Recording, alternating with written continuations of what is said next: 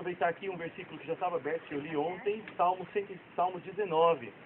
Os céus declaram a glória de Deus, e o firmamento anuncia a obra de suas mãos. Um dia faz declaração a outro dia, e uma noite mostra sabedoria a outra noite. Não há linguagem e nem fala, onde não se ouça a sua voz. Amém.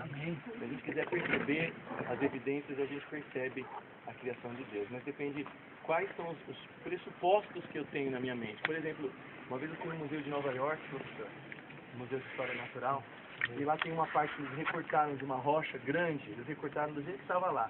Um monte de ossos revirados de animais ali. Foi uma coisa feia lá, né? Só que o pressuposto deles, na hora que a gente vê um negócio desse, o que vem na cabeça? Na hora, né? Nosso pressuposto do dilúvio. Mas eles não aconteceu nada disso. Então a interpretação deles, o mesmo fato, lá, a mesma rocha, eu li dilúvio, mas lá está escrito assim, ó, na plaquinha, né? Estes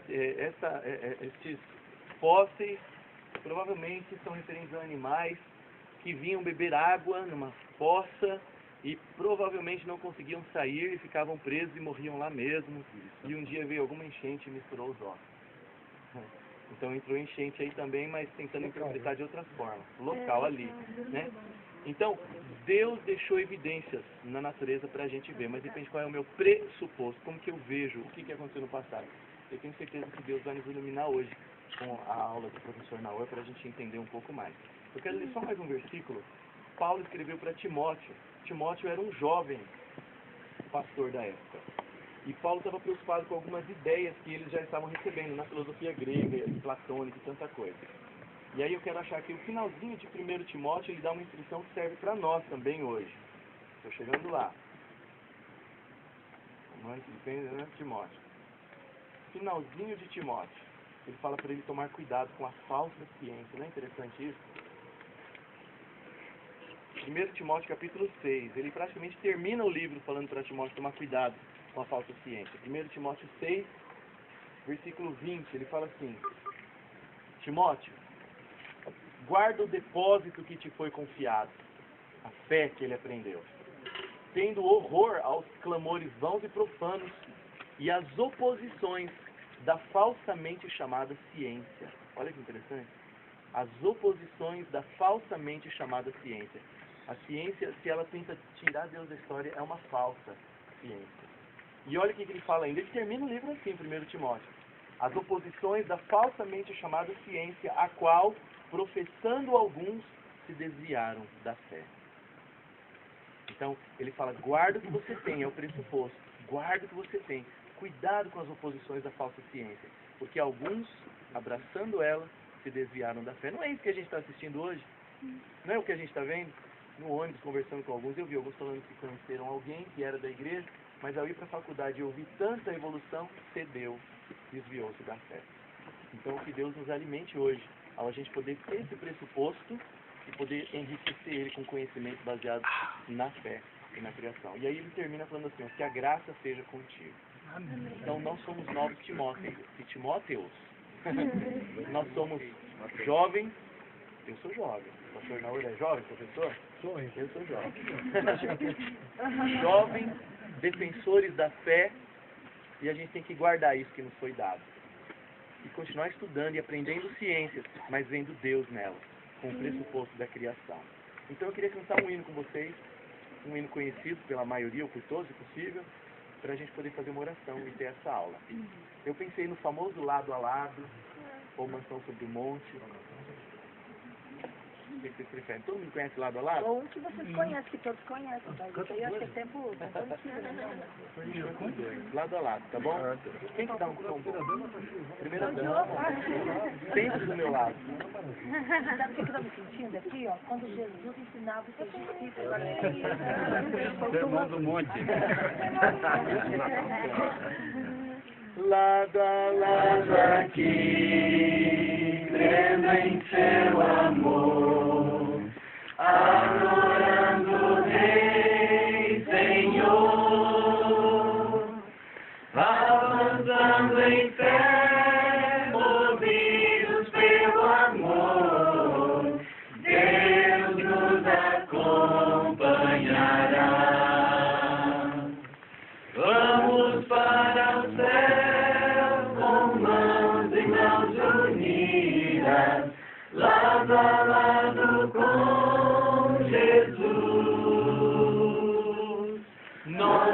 vamos para o céu cantar canções em coro.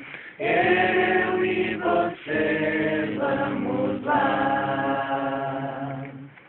Joias somos nós da terra angular, fazendo o mundo ver quem é Jesus. Erguer murais, colunas e palácios, lá nas mansões celestiais. Vamos para o céu com mãos e mãos unidas, lado a lado com Jesus. Nós vamos para o céu cantar canções em coro. Eu e você vamos lá, lá nas mansões celestiais. Amém. Que bonito. Amém. Mansão sobre o monte. Tem que dar um tom bom. Aguardo No dia de emoção sem par, no qual terei um belíssimo lar, entre colinas e vales formosos, onde se avista a cidade eterna.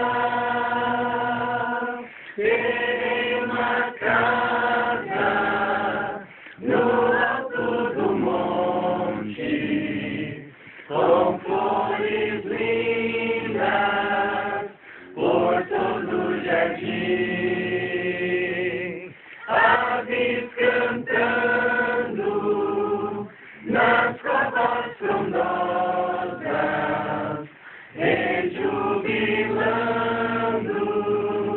na vida sem fim. Manhãs bem claras, sem nuvens escuras, o sol radiante está sempre a brilhar. Animaizinhos,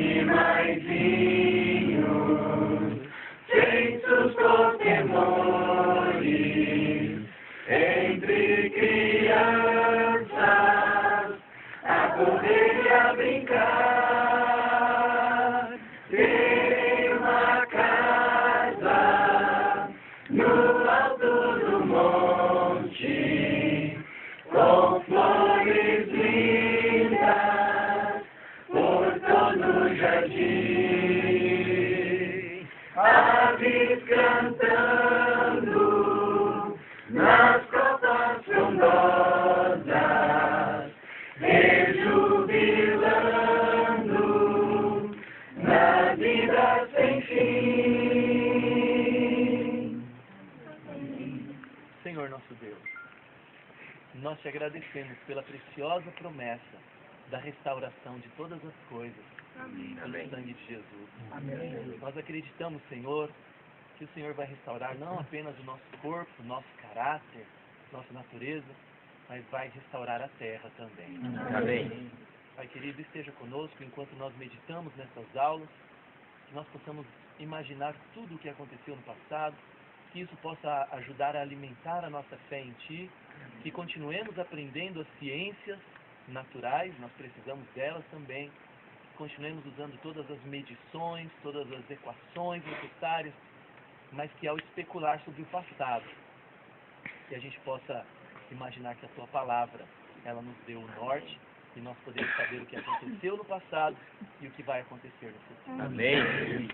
Seja conosco, Pai, que sejamos ótimos estudantes, ótimos acadêmicos e fiéis filhos e filhas de Deus. Amém. Agradecemos a Tua presença e agradecemos em nome de Jesus. Amém. Amém.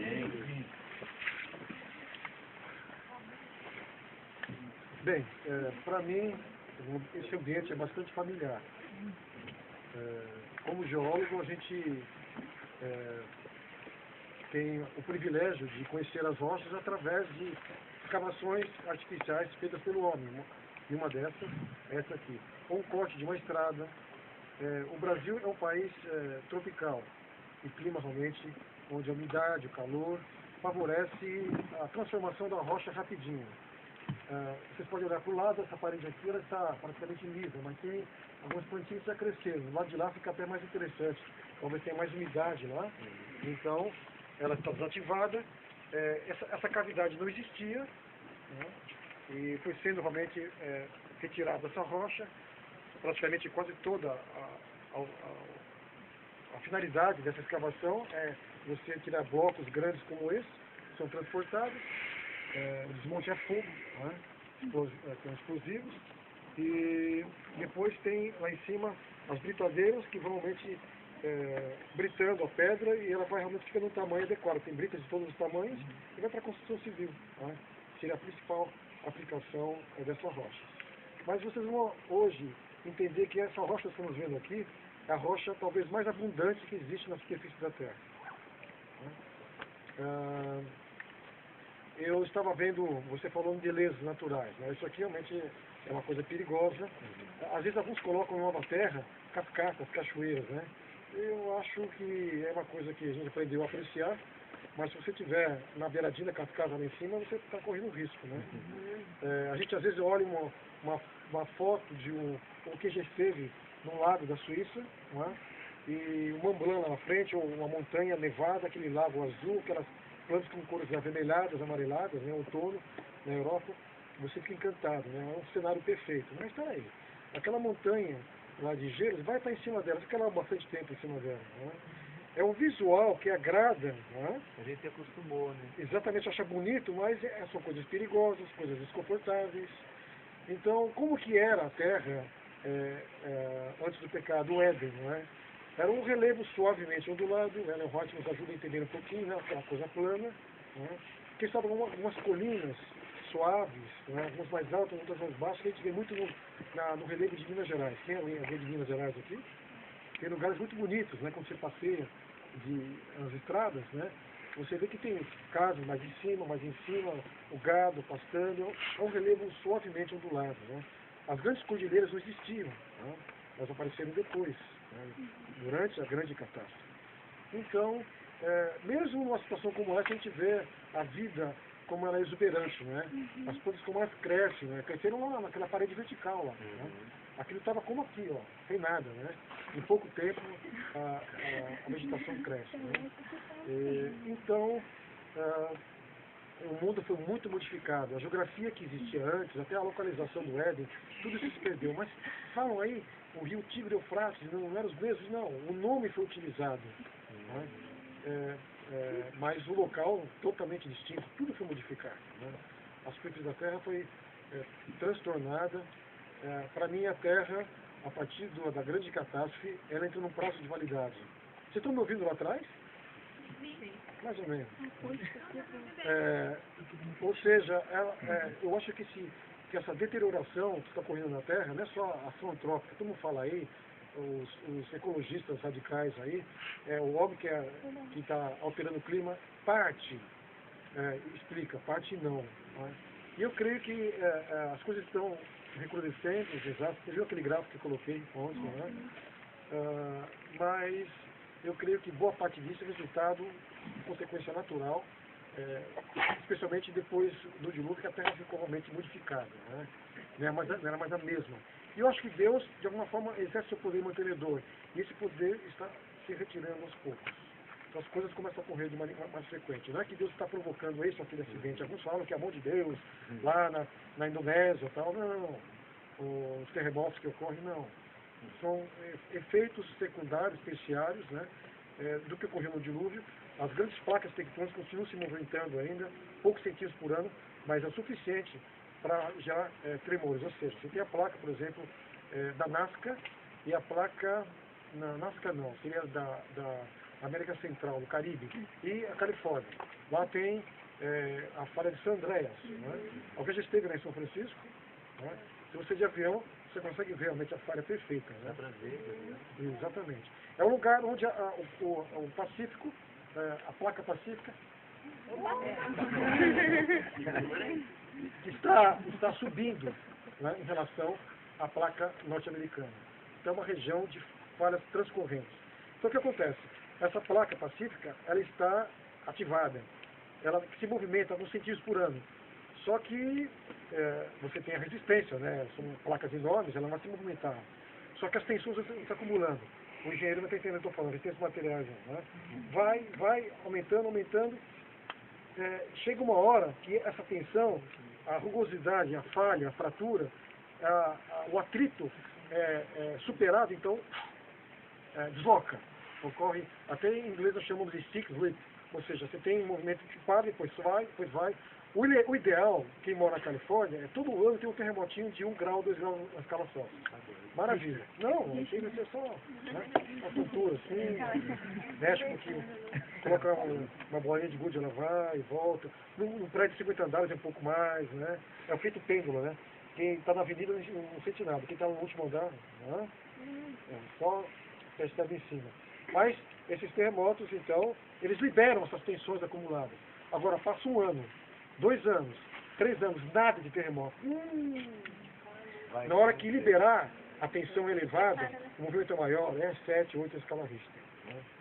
Então, são efeitos secundários, né, do que ocorreu lá atrás. A Terra foi transtornada, foi quebrada, a crosta mudou totalmente. Né?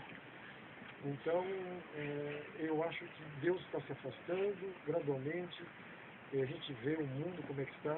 Estava conversando ontem com o Vinícius, é esse que foi buscar? Ele é contador, falando sobre a situação da economia americana. Não tem explicação, nos últimos 20, 30 anos, a economia americana continuar ainda em pé. Inexplicavelmente, continua ainda. E as coisas funcionam, porque se a economia americana quebrar financeiramente, o mundo inteiro quer. Né? Então é Deus segurando ainda os 4 ventos, mas ao mesmo tempo as coisas estão já acontecendo gradualmente e a gente espera que nada venha melhorar nos próximos anos. Muito bem, então esse cenário aqui é um cenário que para mim eu não vejo beleza. Né? Como geólogo eu gosto de usar isso aqui, mas já inclusive tinha um lago aqui, em alguns lugares eles recuperam. Ribeirão Preto tem uma pedreira de basalto também que eles fizeram parte. Né? Com muito cachoeirinhas, tem laguinhos, assim, com água, com pontinhas, lugar para coberto, tomar um lanche, ficou bonito. Né? Então tudo isso aqui é artificial. Então o geólogo vem aqui correndo, legal, mas olha, daqui uns 10 anos, as paredes estão mais amareladas, começa a se alterar, a vegetação que ela aparece, ela já gera um processo de deterioração mais acelerado na própria rocha. A ação das raízes, os micro-organismos, então a rocha tem que se transformar em solo rapidamente. Essa rocha é um basalto. Nem parece basalto, parece ser um diabásio pelos cristais. Vocês estão vendo que brilha? Note, essa cor aqui não é a cor natural da rocha, nem essa aqui. Agora tem uns lugares onde vocês estão que quebrou um pedaço.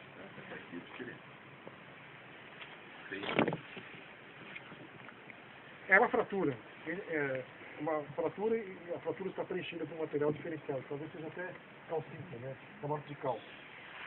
Então, a rocha aqui, em alguns lugares está quebradinha aí, aqui do lado, por exemplo. Aqui tem um grande. Aqui, não, aqui do lado.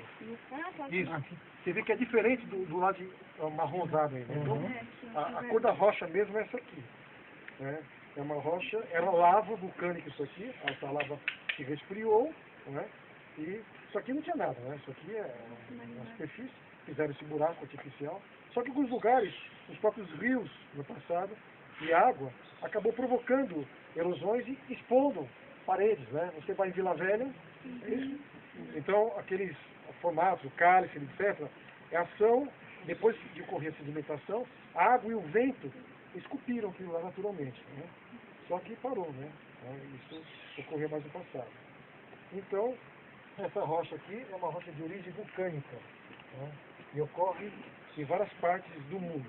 No Brasil, essa rocha ocorre todo o oeste do estado de São Paulo, boa parte do Paraná, não é? Nós temos aqui, na Santa Catarina também, Rio Grande do Sul, parte de Goiás, Minas, Mato Grosso, tudo assim. Paraguai, Argentina e Uruguai, numa área de mais ou menos 1.200.000 quilômetros quadrados. Né?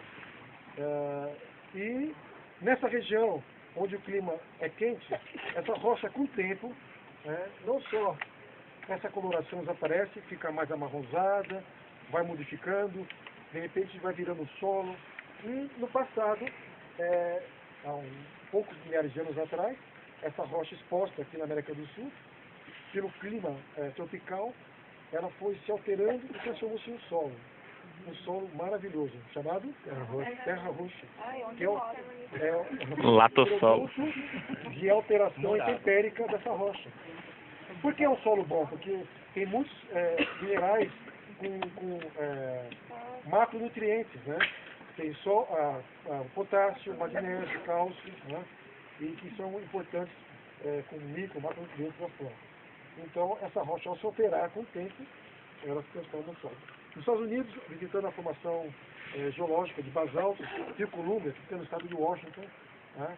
Parte de Oregon, você vai ver realmente essa mesma rocha, mas não se transforma em solo. Porque o clima é frio. Então eu passei em alguns lugares onde você tinha um basalto embaixo, o loess, que é um tipo de sedimento trazido pelo vento, e é muito, um sedimento, inclusive, bastante, uma rocha sedimentar, um material sedimentar, muito rico em nutrientes. Eles plantam trigo, né, em cima. O que é interessante é que no período de inverno, o trigo ele é coberto pela neve. Só que é um trigo que foi produzido pelo homem, né, e ele aguenta, e no final a neve derrete e acaba amadurecendo para ser depois colhido. Quer dizer, foi feito um trabalho aí Caía genético. neve, né? Lá onde a gente morava também tinha Eles isso. plantavam antes de cair a neve. Caía neve, depois A neve protege. Interessante. Ficava congelado lá. Só que eles não têm esse privilégio de ter um solo oriundo do basalto. Né? O basalto não se intemperiza, ela tem um clima mais seco, mais frio. Aqui não, então o basalto vira a terra roxa, que é um solo muito rico, muito fértil. Né? Muito bem, agora, o que aconteceu aqui na América do Sul? Chama-se, o nome internacional é Província Paraná Etendeca. Etendeca é um nome africano, mostrando que esse tipo de vulcanismo que pegou toda essa área, na porção meridional da América do Sul, ele também afetou uma região que hoje está na África, mostrando que esse evento, quando ocorreu, os dois continentes estavam juntos. Mais uma evidência que existiu um Pangé, muitas evidências. Aliás, Pangé é bíblico. Leia Gênesis 1:9, fala que Deus, quando criou, antes do terceiro dia, antes de criar as plantas, ele separou. Né? Uma porção seca, a porção seca e a porção de água. A porção seca, Pangeia, a porção de água, Pantálaça, né? Que é esse mar que existiu no passado. E durante a grande catástrofe, eu vou contar alguma coisa que eu vou contar de maneira técnica amanhã, e ontem falei muito pouco, vocês vão entender melhor. Quando você lê Gênesis, capítulo 7, versículo 11, diz que no ano 600 da vida de Noé, no segundo mês, aos 17 dias, as fontes do abismo se romperam e as janelas do céu se abriram. Quando fala fontes do abismo se romperam, imagine a terra se abrindo, sai água, viram o Dr. Eber falar ontem de água em grande quantidade no manto, na forma líquida, na forma de componentes minerais, mas realmente, à medida que uma fratura chega no manto, ocorre uma descompressão, ou seja, a rocha basáltica que está no manto superior, é uma rocha que está com uma temperatura alta, em torno de 1.000 e poucos graus Celsius. Só que ela é sólida, porque a pressão não deixa. Quem entende um pouquinho de física, então a pressão é alta, então ela está no estado sólido. Quando ocorre um alívio de tensão, uma fratura que chega lá embaixo, então ocorre uma expansão, e esse material entra em fusão e sobe, só que a água sobe antes. Né? Não só devido à abertura da fratura, mas o meteorito, quando cai, além de produzir fragmentação, então as janelas do céu se abriram, água e meteoritos vêm de cima. Pode colocar essas duas coisas. Né? Então, o meteorito, na hora que ele cai, né, ele se aprofunda, parte dele se arrebenta, né, parte aprofunda na crosta, E vocês imaginem, a velocidade de mais ou menos 70 mil km por hora. Na hora que ele afunda, a temperatura dele está altíssima. Né? Já veio incandescente na atmosfera, devido ao atrito com a atmosfera. E na hora que entra, a liberação, a transformação da energia cinética em energia térmica é muito grande. Então, no lugar onde ele cai, forma-se um bolsão já de magma, né? E ele sobe. A água vem antes, porque ela é mais ágil, né? Então, o vapor sobe, e você tem que imaginar a água sendo jorrada de fraturas em toda a superfície da Terra, água quente, em seguida a lava vem. Quando você fala lava vem, você vai encontrar muitas evidências. Geólogos dizem que um meteorito caiu. Eu tenho uma imagem, vou usar amanhã, mostra dinamicamente. Cai um meteorito aqui no Pangeia, na parte sul, caiu mais no meio, que seria a América Central, caiu mais para cima, que seria próximo à Islândia. Né? De repente, esses impactos geram um vulcanismo no local, realmente onde caiu o impacto. Um desses locais é onde nós estamos aqui. A Terra realmente, a coisa se abriu.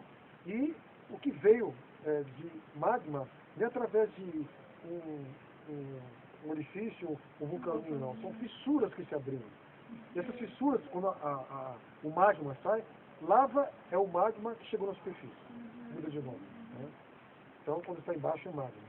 Ele, às vezes, penetra em rochas embaixo, né? Geram os corpos ígneos intrusivos, a gente chama, e os extrusivos são a lava que escoa.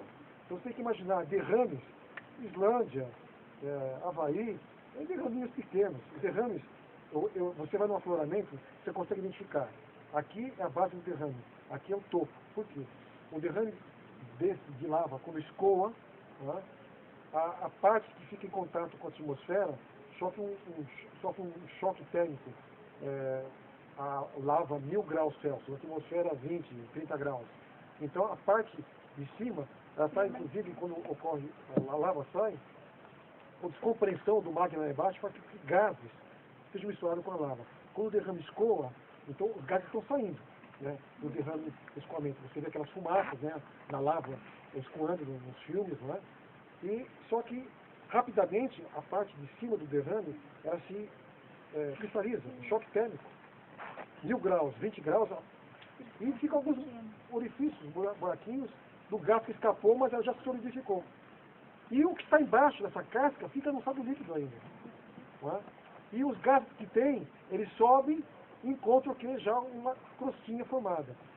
E algumas dessas bolhas de gás, elas se coalescem, né? Se misturam uma a outra e formam umas bolhas grandes. Posteriormente, o que está dentro dessas bolhas são substâncias mais, eu diria, silicáticas, né? Voláteis, e vai formando cristais. Posteriormente, aquela rocha, uma rocha em volta, ela se sinteriza e fica esse geodo. Aí você quebra ele, e aqueles buracos são aqueles cristais lindos de quartzo ametista, o quartzo branco, tem um quartzo perfeito com a formação prismática, hexagonal e a terminação piramidal, que você se encanta de ver, né, que eles formam naturalmente dentro daquela bolha do derrame de lava. Então essa é a origem dos geodos que vocês veem aqui no Paraná, Santa Catarina e Rio Grande do Sul, são oriundos realmente desse processo. Eu fui em Ametista do Sul, né, que é aqui no norte de Santa Catarina, lá é só ametista, mas é a coisa mais linda do mundo. Você tem o quartzo citrino, que é amarelado. Tem o roxo, né? O roxo é a ametista. São pequenas quantidades de ferro no retículo cristalino do quartzo. É uma anomalia, é um elemento estranho, mas que dá essa beleza na coloração, né? É uma pequena mudança na composição química. Então, o geólogo fica encantado quando vê as rochas, né, os minerais, os cristais, tem cristais pequenos, alguns você enxerga aqui, por exemplo, você vai perceber que tem bastante cristais, mas se você tiver uma lâmina delgada, até de um basalto, esse basalto aqui dá a impressão que existia vários em cima dele. Por quê? Entrando um pouquinho na parte mais técnica. Por quê? Porque ele tem cristais muito bem definidos. Existe basalto que você olha assim, é preto, opaco. Sim, não vê nada. É um negro. Então, vamos entender isso aqui agora. Bom, um derrame escoa. Né? Se ele ficar sozinho, o que acontece? Rapidamente, a crosta se forma e, posteriormente, a rocha é uma condutora de calor, mesmo assim, o corpo que fica líquido no meio dessa crostinha que se formou, e é de baixo também encontra rocha lá, a liberação de calor é menor, mas forma uma crostinha embaixo também. A parte interna fica no estado líquido um bom tempo, depois vai se resfriando e se cristaliza. Agora, se tem um derrame, vem outro em seguida, vem outro em seguida. Na minha dissertação de mestrado, eu falei isso. E ninguém me reprovou por causa disso. Eu falei que quando o último derrame estava sendo derramado, o primeiro estava no estado líquido ainda. Tá? Foi muito rápido. Eu mostrei as evidências para isso. Então o que acontece? É como se estivesse confinado. Então a troca de calor daquela lava é muito menor. Então a lava se resfria mais lentamente. Dá tempo de os cristais se formarem, a lava se transformar em cristal, vai esse movimento, vai cristalizando, e de repente você tem a rocha cristalizada. O último que se formou, o último derrame, não tinha essa confinamento, então houve um resfriamento mais rápido. Então formou um cristalzinho, formou outro, já estava endurecendo a lava. De repente não se formava mais nenhum. O material líquido que ficou em volta dos cristais neoformados é o material vítreo. E você pega esse basalto compacto, olha no microscópio, você vê cristalzinhos e uma massa negra. É material vítreo. O que é vidro? É material que não foi cristalizado. Afanítico, ou seja, não houve cristalização. Crescimento muito brusco. Tá? Existe um vidro vulcânico, obsidiano, outro tipo de vidro, onde o material realmente se resfriou rapidamente. Então, isso aqui dá a nítida impressão de que ou esse derrame é muito espesso, como eu falei, espesso pode ter até 100 metros de espessura. Tá? E a parte aqui demorou mais para se resfriar. Ou tinha mais alguns em cima e a erosão levou no passado e eu só vejo isso. Porque ele tem esse grau de cristalização, você vê os cristais, as faces dos cristais brilham. Tá? Você consegue enxergar isso. Então, esse aqui é um basalto fanerístico, tem um basalto afanítico, aquele preto, opaco, que em São Carlos, inclusive nas calçadas, na minha cidade, eles colocam junto com o arenito, como aqueles mosaicos, não é comum em São Paulo, não sei se aqui no Paraná. Muito bem, então o que é interessante, imagine pessoal, um derrame de 100 metros, ele alcança, às vezes, centenas de quilômetros de extensão, um derrame só. Só que se você tem, na Bacia do Paraná, quando a Polipetro fez a escavação, bem no portal do Parapanema, em São Paulo, é um lugar onde eu tenho uma espessura máxima de basalto, na quase 2 quilômetros de basalto. Identificaram mais ou menos uns 30, quase 40 derrames de lava. Ou seja, quando o derrame escoa, a parte periférica, quando vocês sofrem essa solidificação rápida, fica rocha muito porosa, pedra pómez, inclusive, é a mesma coisa, e em contato com a atmosfera se oxida também, fica avermelhado. Quando vem outro derrame, não é? Mesma coisa. Então, quando você olha um geólogo, um corte de rocha bem grande, você consegue contar. 1, 2, 3, por causa desses contatos, você consegue realmente delimitar cada um deles. Eu não consigo assim. Porque é monstruoso. Não é? Aqui parece ser um derrame só. Um só, mas de repente, eu não sei até onde ele vai para baixo. De repente eles param na pedreira, onde ele termina também. Essa parte escoriácea não é interessante para explorar com agregado, né? Não presta. É uma parte meio avermelhada, cheia de vesículas, amígdalas e tal. Então, hã? Tá vendo? Essa pedreira aqui termina uma altura. Então, isso, se tivesse rocha boa, ia continuar escavando. Tanto é que isso aqui não presta mais para cristalização. Não. Agora esses blocos aqui podem ser utilizados ainda. Blocos. Não, mas esse que importa. Para agregado de concreto tem que ser duro mesmo. Se você não tem adesividade, aderência no concreto que precisa. E você, engenheiro, essa rocha mais cristalizada, ela é melhor para você ter um concreto mais forte do que a outra fanítica, porque existe uma interação dos cristais química com o próprio cimento, a massa do cimento. Então você consegue uma adesividade maior. Né? A industrialização é muito ruim, material muito fácil de Sim, mas é isso que é feito. É isso que é feito. Ele é bom. Quanto mais as mandíbulas lá em cima, como chama essas grandes caçambas onde você coloca o material, é como induído, né? São as... Britador? Britador. Britador. E aí vai quebrando. Aí, conforme eu quero o tamanho desse tamanho, e a menor, que é mais utilizada para construção civil, essa é mais utilizada. Então, vale a pena, porque a resistência do concreto e o preço dele fica mais barato por causa da rocha. Aumenta a resistência e fica mais barato. Então, é fundamental agregado no concreto, né? Junto com o cimento. Bom, então, de alguma forma, esses derrames de lava, pessoal, não ocorre nada parecido hoje. No Havaí, é um derraminho de 2, 3 metros de altura, numa largura, quem sabe, de 20, 30, 40 metros. Né? Aí você chega para surfar no Havaí. Pega seu aviãozinho, jato, você tem dinheiro. Nós está passando por Havaí, você percebe um buraquinho vermelho, é a cratera de vulcão, e um risquinho vermelho também. Né? É a lava escorrendo. Aí você recebe uma comunicação, olha, as praias são interditadas, está correndo um vulcanismo aqui, pode voltar. Aí não sei o que tem combustível para voltar, não sei se vai acontecer. Bom, de alguma forma, você vê isso. Agora, se eu tivesse nesse avião, a essa altura, na ocasião que ocorreu isso, que nós estamos vendo aqui, você viria um mar vermelho pegando boa parte da América do Sul. É isso que você viria. Isso está acontecendo em algum lugar hoje? Não.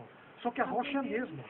Vou no Havaí, eu estava participando de um congresso uma vez e meu trabalho foi analisado e alguém disse, olha, para a gente entender as estruturas dos derrames que nós vemos em afloramento, seria bom pegarmos um avião e ir até Havaí, ver a água escoar. E alguém fez isso. Um cara uma vez pegou e ficou com uma máquina de fumar e a lava entrando na água, aquela fumaça. Aí ele percebeu que fumavam como se fosse uma coisa arredondada. Porque o choque térmico com a água formava uma crostinha. Mas a lava estava líquida dentro. Então ela forçava a sair e de repente mais uma gofada. Tipo polenta. Aí fechava novamente o choque térmico, mas a lava estava lá dentro, forçando. Aí novamente. Então você vê vários. Aí de repente alguém, olha aqui, isso é igual ao que eu vejo numa rocha, em tal lugar. Mostrando que em alguns lugares chamamos de pillow lava, lavas embolfadas, né? E você caracteriza. Então, o geólogo não tem como ele duvidar de que isso aqui é de origem vulcânica, porque é igualzinho a textura, estruturas, aquilo que eu vejo hoje, se formando hoje. Né? Então, isso é interessante. Eu posso entender na sua oração algo do passado. Não estou chutando. A origem da vida não tem como, cientificamente.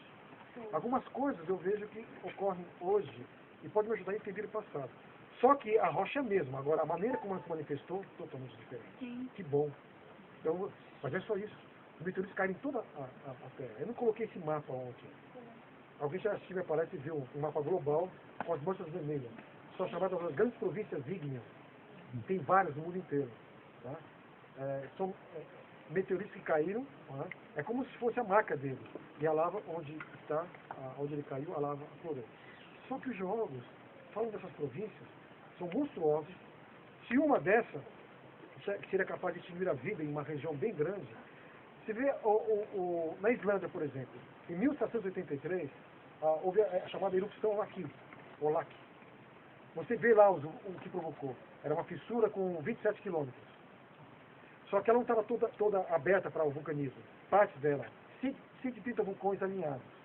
Mas inicialmente ela estava aberta. Com o tempo, foi diminuindo, ficaram só os bicos. E houve um vulcanismo violento em 1783. 60% da população desapareceu no Islândia. Tá? Plantas desapareceram, animais também.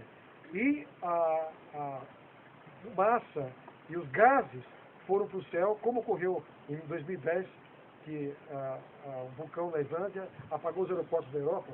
Existe corrente de ar que levam realmente para a Europa. E em 1783 levaram muita coisa. O que aconteceu? Chuva ácida, mudou o clima na Europa. Só na Europa, contando na Europa e outras partes do mundo, houve mudança climática tão expressiva que safras foram destruídas de plantação para alimentar as pessoas e simplesmente 6 milhões de pessoas morreram no mundo, devido aos efeitos diretos e indiretos desse vulcanismo. Uma fissura de 27 quilômetros, não completa, pontas dela, provocou esse desastre ambiental. Agora, esse aqui, onde estou, fissuras, uma delas, quando a lava sai, escoa, depois com o tempo cristaliza tudo, inclusive o lugar de onde ela veio. Em alguns lugares erodiram todos os derrames e ficou conduto que alimentou as lavas. Chama-se diques. Eles chegam a tem um em Angatuba, no norte de São Paulo, que ele tem 900 metros de largura e vários quilômetros de extensão. Dezenas de quilômetros de extensão. Então, isso aí é um lugar por onde a lava saiu. É como se fosse um muro que vai até o manto. Né? Ok?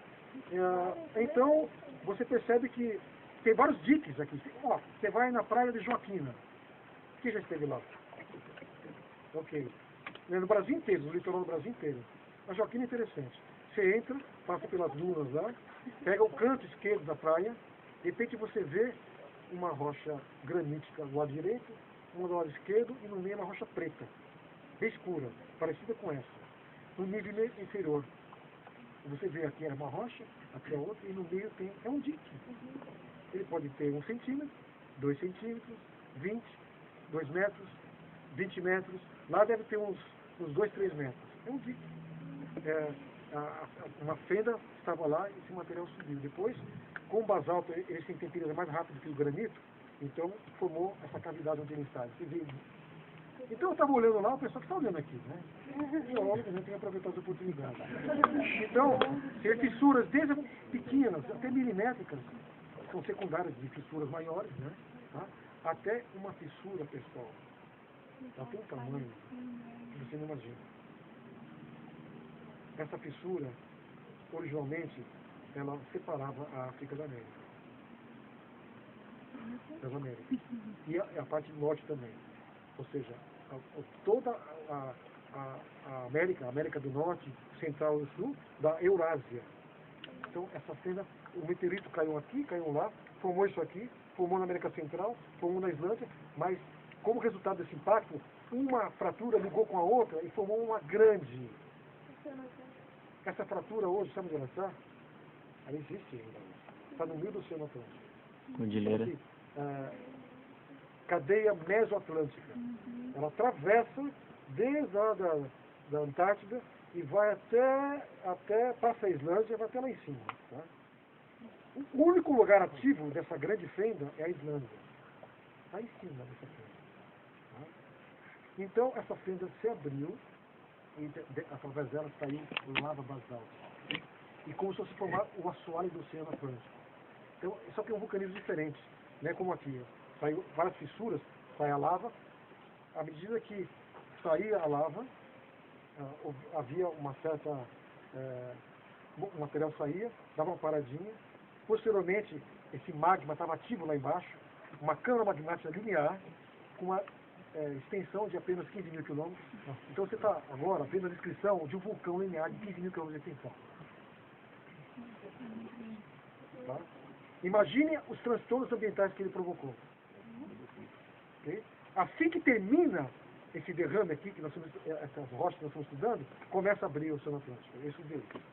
Começa a abrir.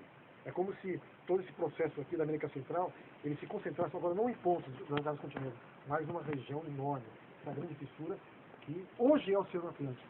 Então, à medida que sai uma golfada de lava, os dois lados, né, ocorre um alívio, esse material está embaixo d'água, se cristaliza rápido, tá? Aí de repente a coisa está ainda quente lá embaixo, ocorre uma intumescência dessa região onde está a fratura, já formada um pouquinho de lava para cá, já solidificada basalto, né? Aí essa pressão é tão grande que abre novamente essa fissura, porque é uma região de fraqueza, já foi usada uma vez, e por em inglês, wet glade, ou seja, deslizamento gravitacional, ela desce, tá? Vai nova lava. E ela vai, então, assim se forma o leito do Oceano Atlântico. O leito do Oceano Atlântico, em cima dele tem uma camadinha de sedimento, mas embaixo é essa rocha que está. Com a área, eu falei que a área desse vulcanismo aqui na América do Sul, 1 milhão e 30 milhões quadrados. É só pegar a área do Oceano Atlântico, 106 milhões de quilômetros quadrados. Só basalto lá embaixo. Só que esse processo parou. O único lugar que continuou foi na Islândia. Então a Islândia é o lugar ideal, porque assim que começa a separar a placa norte-americana da placa euroasiática, então a Islândia começa a se formar no meio. E esse vulcanismo dela é contínuo, até os dias de hoje. Então o geólogo pode ver o vulcanismo da Islândia desde quando começou a abertura até os dias de hoje. E tem um geólogo lá, adventista, primeiro senhor da igreja de Reykjavik, Birger Oscarsson, mandou para mim em 2010, um e-mail. Não, estou vivendo meu momento de fama. Por quê? O vulcão que entrou em erupção em 2010 e apagou os aeroportos da Europa, né? Até uma brincadeirinha ele falou, né? Ele falou de canto, ele uma palestra, eu estava lá. Então, qual a frase em inglês?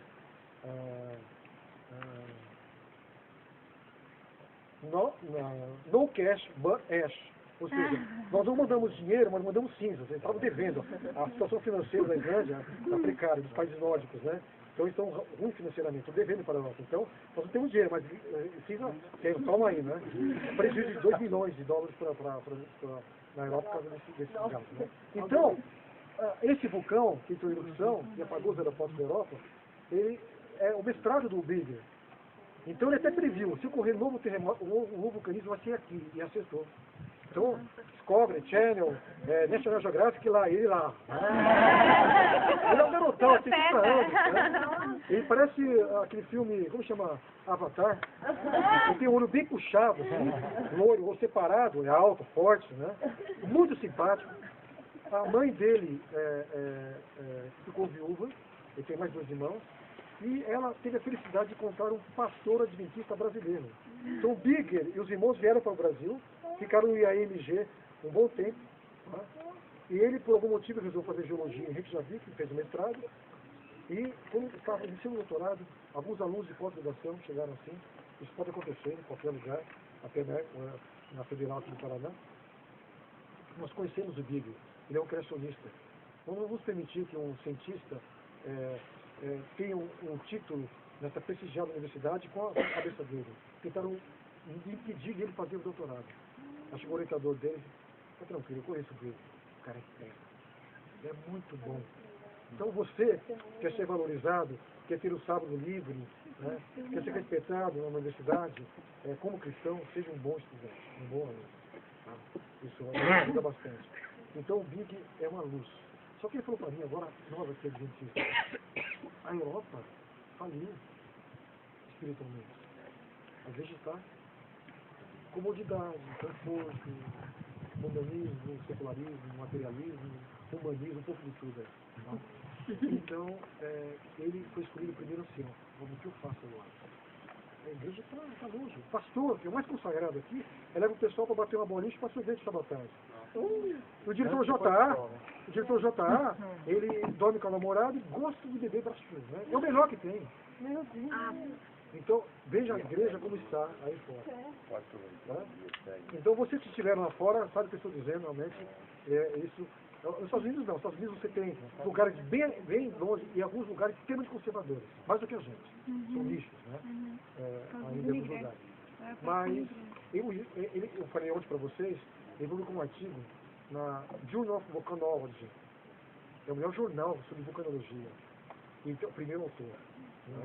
Um trabalho, ele mandou para mim, meu presente de Natal. Eu falei, presente para mim também. Ele tem uma imagem que eu vou colocar amanhã à noite na minha palestra, onde aparece os derrames que ele estudou. Ele fala, pessoal, não, esse material entre os derrames é paleossolo. Para justificar, para formar um paleossolo, precisa ter exposição prolongada. É isso que eles falam. Eu estudei esse derrame da vida inteira, não encontrei paleossolo. Mostrando que não houve exposição. Um atrás do outro. Está no meu mestrado isso. Tá? Então, ele, mesma coisa. Isso aqui não é paleossolo, é cinza vulcânica. Tá? Então a coisa foi muito rápida. Vem a lava, depois a cinza, um outro derrame, e teve os contatos plano paralelos. Ele coloca essa palavra em inglês, contato plano paralelo. Esse tipo de vocabulário não existe na geologia convencional. Nós usamos. Você pega o Grand Canyon, mesmo que você não foi lá, você vê a foto, os contatos o quê? Plano paralelo, mostrando que o processo foi. Se há exposição prolongada, forma-se um relevo. Você tem os contatos regulares. Isso é óbvio. Né? Mas eu não chego assim. Eu fui cegado. Ontem eu percebi que alguns olharam para mim assim, dizendo, você está falando com relação à evolução, pessoal, infelizmente, a doutrinação é uma coisa forte. Você pode ser doutrinado sem saber, sem perceber. Então, não vai ter liberdade para pensar de maneira sozinha, só você. Porque na universidade, você é doutrinado, não escapa de ninguém. Por que eu escapei? Por um milagre de Deus, porque eu dedicava uma hora e meia, 2 horas de comunhão com Deus. Mas o pior é que eles pensam isso da gente, né? Ele é o gente que é doutrinado, que Tá. é propaganda. Agora, se eu fosse doutrinado, eu não teria vivido 20 anos junto à Universidade Pois Evangélica. é. Eu tive liberdade como cristão ir lá. Manda ele vir um pouquinho aqui para conhecer um pouquinho o lado. A gente Não precisa não tem ficar 20 medo de anos, estudar não. evolucionismo. Algumas porque horas, a eu acho gente que é sabe que a gente quer, mas quem é Daí evolucionista o não preconceito quer não estudar. deixa. Tá? Eu não fui preconceituoso. Entrei num ambiente acadêmico, ouvi 20 anos como estudante, como professor, duas universidades públicas, ouvindo evolução dia e noite. Tá? Eu tive essa liberdade de ir lá. Então, eu tenho como comparar os dois modelos. Tá? Eu sei que é evolução. Durante meus colegas todos eram evolucionistas. E alguns que não eram, quietinhos. Sofrendo quietinhos, não se manifestando. Muito bem, então o Big está fazendo a diferença. Né? Eu fiquei sabendo, o irmão dele esteve há pouco aqui no Brasil, conversei com ele, falou assim, olha, o diretor JA já foi embora. Porque não fala com o diretor e JA, quer dizer, o que ele vai fazer lá? Né? Uma igreja mais fiel, né? E ganhou 2 prêmios internacionais já em congressos, onde apresenta essas ideias novas, iguais às que eu penso. Então, eu fiquei um pouco triste de truncar minha carreira. Concluí meu doutorado, estava lecionando na USP, em seguida a igreja me chama. E Deus preparou o caminho, foi uma ossada. Isso aí. Então, foi traumático no começo. Aquele ambiente de pesquisa, eu vibrava, eu tinha facilidade. Eu fiz meu mestrado, doutorado sem orientação, sozinho. Autodidata mesmo. E quando me falaram, não, confiamos em você. E eu tive liberdade. Eu não fiquei ouvindo buzina na minha cabeça, meu ouvido de isso aqui, milhões de anos, eu não sei ouvir isso. Né? Tá? E eu encontrei uma história bem diferente. E eu falei para vocês o resultado ontem, né? Para onde glória de Deus. Né? Então, isso eu falei ontem para motivar você a fazer pesquisa, mas cuidado, muito cuidado. Né? Temos que estar, porque existem muitas armadilhas aí fora. A gente tem que estar preparado, tem que ser prudente. Né?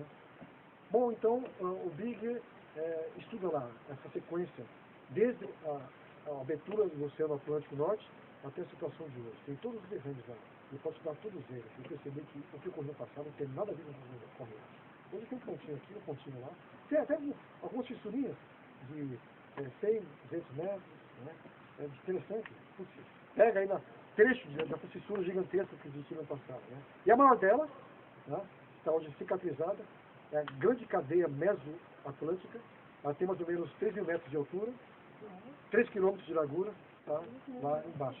Se eu esgotasse a água do Oceano Atlântico, eu viria esse vulcão, hipervulcão linear extinto. Só tem um pontinho que ele funciona de vez em quando, que é Islândia. Pessoal, então, se a erupção LAC trouxe uma catástrofe que afetou o mundo inteiro, 6 mil pessoas morreram, imagine uma fenda de 27 km saindo lava, imagine uma com 15 mil quilômetros. Nossa. Mas espera um pouquinho, essa fenda, ela vai para o Pacífico, vai para o Índico. Se você coloca toda a rede de física e vulcões, dá de 70 a 80 mil quilômetros. Meu Deus. De onde sai lava. Aquela parte do Patriarcas e Profetas, que Moisés fala que as montanhas eram jogadas de um lado para o outro, Eu é chego lá. nessa Eu chego lá. Pangeia? Nesse momento, sim, mas mais no final. Preste atenção. Tem vários momentos aí que eu posso usar esse texto aí. Então, eu tenho o Oceano Índico, Pacífico e Atlântico, o leito dele é dessa rocha. Então, isso pega mais de 50% das superfícies da Terra. A área das superfícies da Terra, quanto que é mesmo? 510 milhões de quilômetros quadrados, é isso? Jogos, onde estão aí? Sou geógrafo, mas não lembro. Esse basalto, a área das províncias pontuais, de essas 3, eu chamo província global, pega os 3 oceanos. Aí você vê essa cadeia de vulcões lineares, 80 mil quilômetros. Se 27 mil matou 6 milhões, 80 mil... 27 quilômetros, né? Mas peraí, junto com esse processo, você tem meteoritos caindo. Sem parar. Vulcanismo. Meteoritos caindo na água. Mega tsunamis, varrendo os continentes, levando tudo. Então tem uma imagem que eu vou colocar amanhã à noite, que mostra uma onda, ela deve ter quilômetros de altura, ela está carregando blocos de rocha. Pessoal, a água, quando ela tem velocidade e está elameada, ela carrega blocos de rocha do tamanho de uma igreja, ela leva, vai embora. Então, essa água tem, inclusive, tem um poder erosivo. Se ela está cheia de fragmentos, onde ela passa é uma lixa, ela leva tudo pela frente. Então, essa onda está mostrando animais já mortos, plantas e rochas. Essa onda, na hora que ela começa a parar, o que acontece depois disso? Esse processo de remoção violenta dos áreas continentais, deposição, ocorre durante milhões de anos? Os livros de geologia, quem estudou geologia, o livro Decifrando a Terra. Eu. É esse? Ok. Lá no final do livro fala de catástrofes, fala de meteoritos. Caindo na água. Aí eu vejo na internet, alguns professores simulam essas mega tsunamis.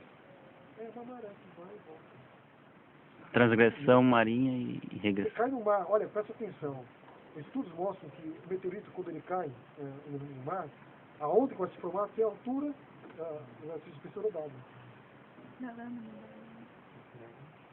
Tá? E na hora que ela chega na costa, aí aumenta de tamanho.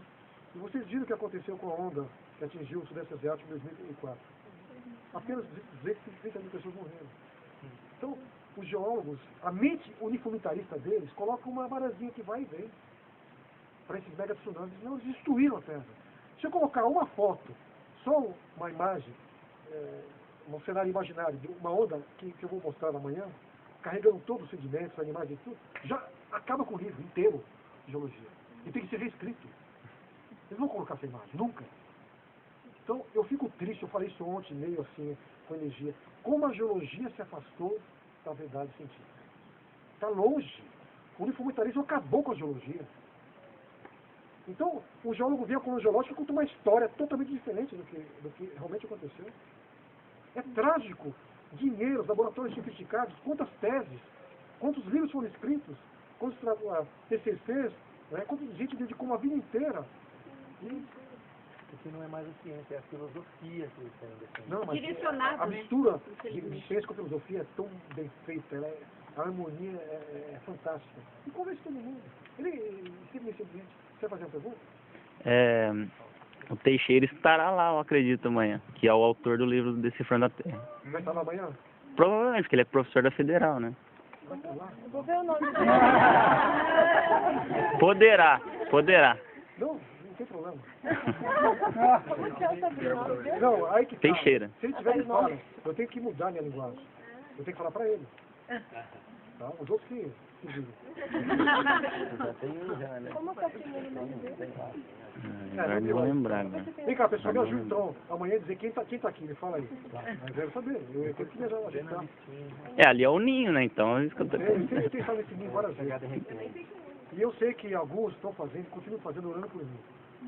Tá? Porque realmente eu não tenho competência para enfrentar uma situação como essa. Deus pode me usar, como usou outras vezes. Amém. E eu espero realmente novamente. Mas, note, eu estou falando uma linguagem aqui, adventista, mas essa rocha entende. Tá?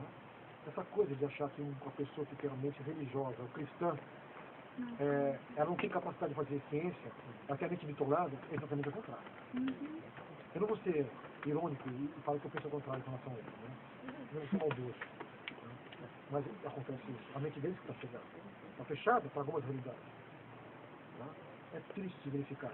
Mas, pessoal, eu falei para vocês ontem, o darwinismo surge em 1899.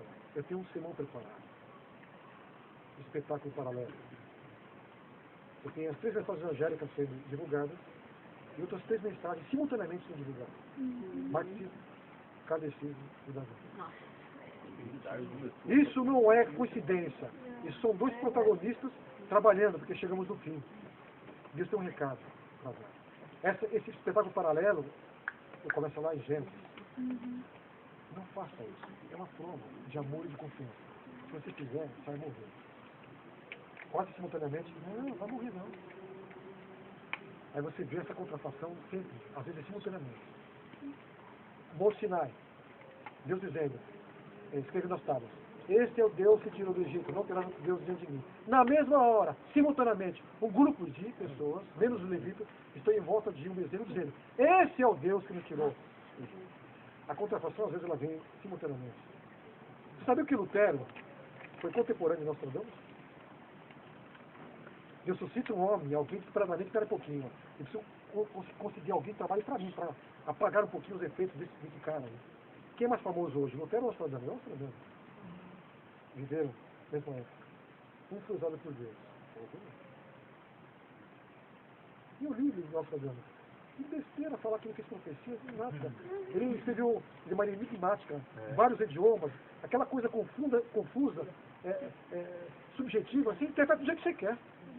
É que nem horóscopo. Faz uma brincadeira. Qual é o seu signo? Você fala Capricórnio. Tá, eu sou Libra, então eu pego o meu e coloco Capricórnio e dou pra você. Uau, bate, olha só, hein? Pode pensar nisso.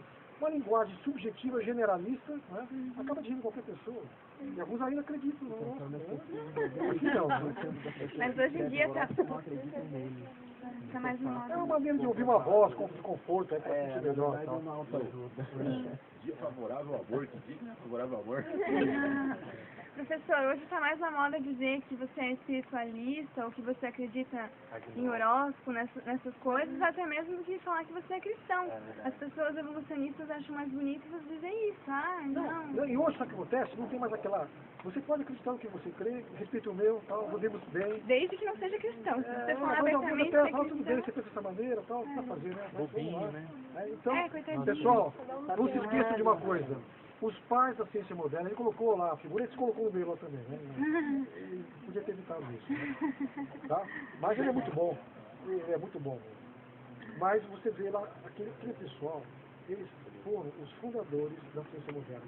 Todos eram cristãos também. Alguém diz um ateu que eu vou, você é cristão e bitola, pera um pouquinho. E por que eles foram bitolados? Apesar dele, não por causa dele.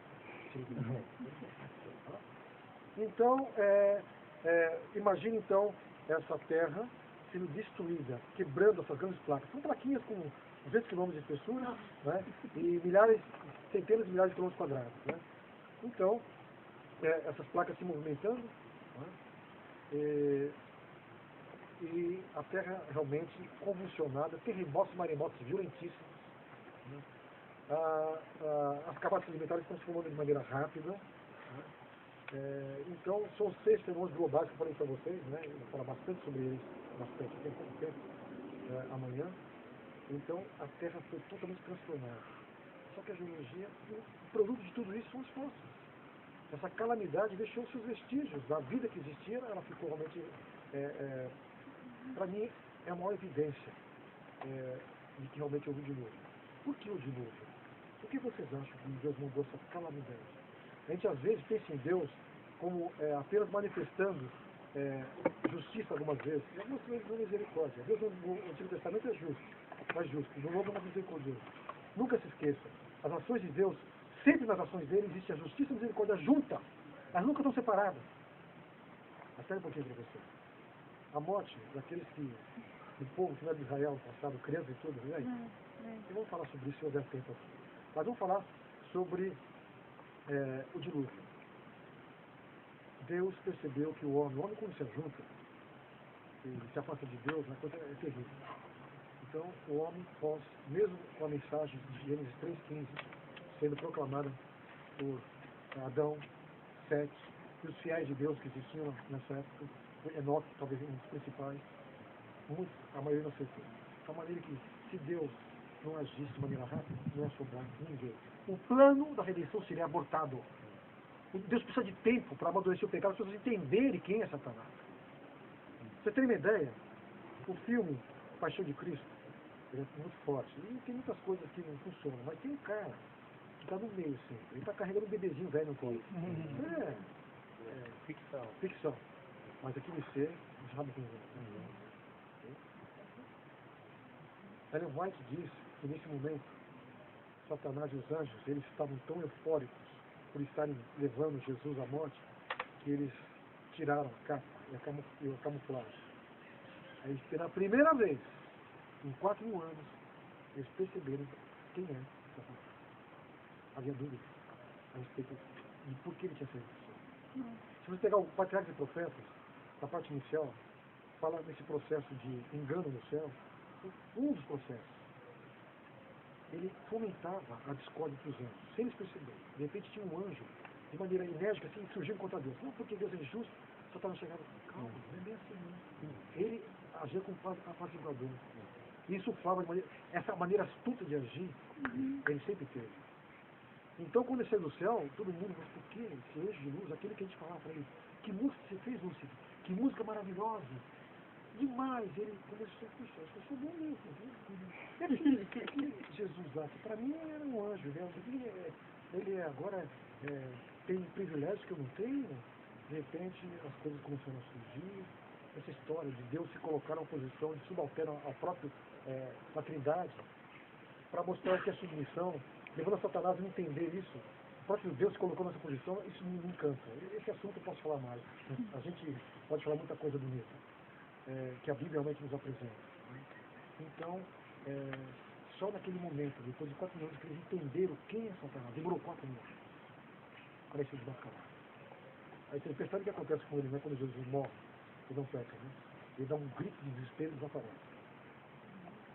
Lá, naquele momento, como chama ele? Mel Gibson, ele foi feliz. Naquele momento, a sentença de Satanás está definida. Assim. Ele foi derrotado totalmente naquele momento. Tá? Os anjos não entenderam. Então, Deus estava desse tempo. E o tempo estava passando muito rápido e as pessoas, Deus teve que, para não abortar o plano da redenção, para ter tempo para o pecado amadurecer, e as pessoas, o universo inteiro reconhecerem quem é Satanás, então Deus precisava continuar. Ele teve que agir rápido. Só sobrou uma família. E para que cão não era gente boa não, viu? Mas Deus misericordiosamente vai a família inteira. Tá? Mas, professor, por que dilúvio, ato de Noé, para que tudo isso? Leva a família para o céu, dá um jeito aqui na terra, né? Mata todo mundo que ficou aí, que não aceitou o plano da redenção, com fogo, uma coisa, depois traz de volta. Para que essa coisa de construir um barco? Para que dilúvio, pessoal? É a maneira mais didática que Deus nos deixou para entendermos. Gênesis hoje, Apocalipse 14, 6 e 7. Temer a Deus, dar glória, porque vindo a hora do seu juízo. Adorar aquele que fez o céu da terra, o mar, As fontes das tudo que águas. eles dá? Não, as fontes das águas. Essa palavra te remete a Gênesis 7, 11. E as fontes do abismo se romperam. Deus está se referindo à criação de dilúvio, na primeira mensagem angélica.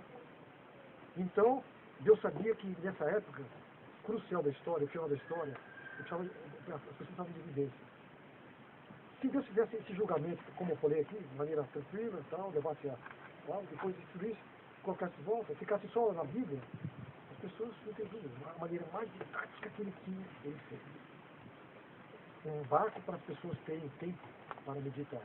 120 anos. Não foi o tempo que precisava construir arca, tinha tecnologia para construir em poucos meses. Tempo de graça prolongado que Deus deu para as pessoas ouvirem. Tá? Pela fé. Vocês sabiam? A gente gosta de cronologia, né?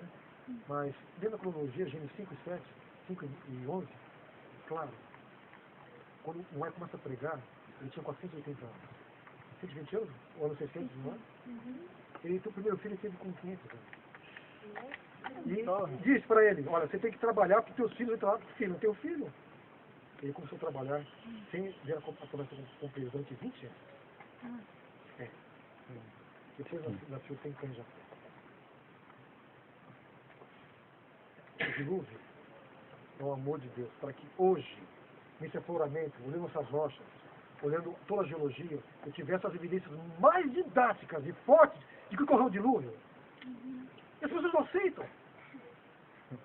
Os geólogos estão longe disso. Para mim é trágico.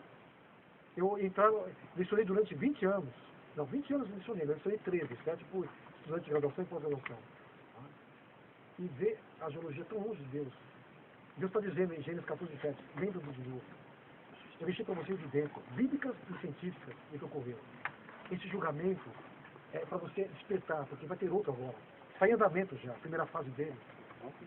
E o início desse julgamento é tão importante. Deus suscita um movimento adventista, e alguém sabia que era importante, suscita vários movimentos. Além desses 3, jeovismo, mormonismo, nova era, tudo na mesma época. Você vê a Review in the Herald sendo publicada pela primeira vez em 1948, no mesmo ano, quase no mesmo mês, ao Evangelho segundo Allan Kardec. Isso é coincidência? É um espetáculo paralelo, concorrente. Nós não devemos brincar.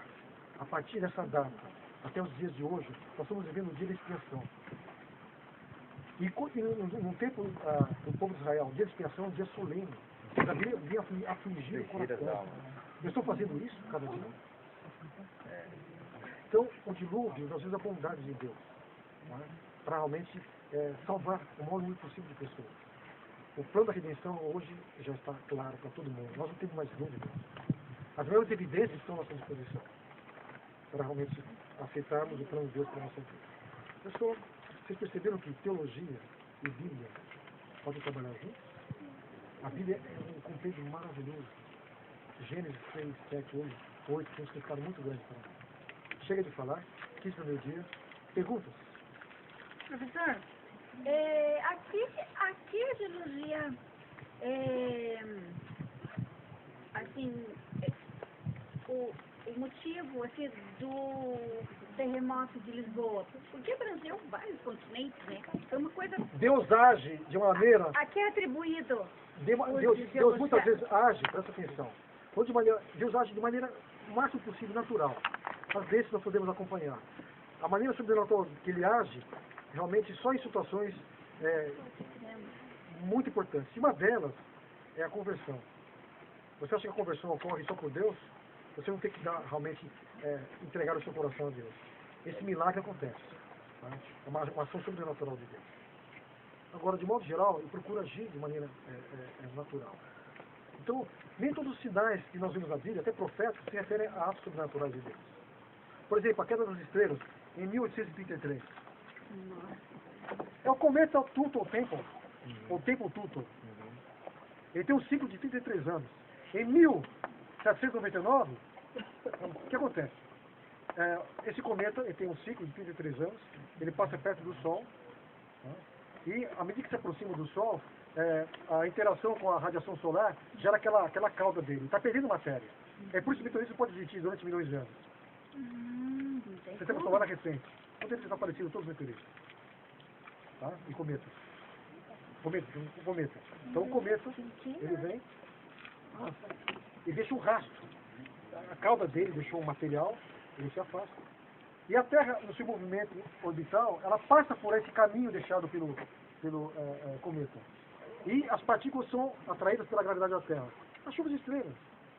Mas incrível que justo naquela região onde o impacto da pregação da volta de Jesus e estava mais...